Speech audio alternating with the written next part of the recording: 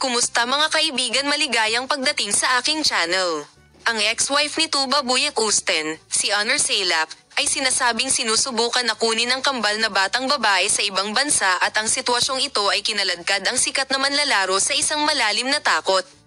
Matapos ang kamakailang mga kaganapan sa kaguluhan, ang pinakamalaking pag-aalala ni Tugba ay ang paglayo sa kanyang mga anak na babae. Ang kaganapang ito ay gumawa ng panahunan na kapaligiran kahit na mas panahunan. Si Ginang Tugba ay sinasabing nakaranas ng malaking gulat dahil sa pangyayaring ito at nakikipaglaban sa takot na mawala ang kanyang mga anak.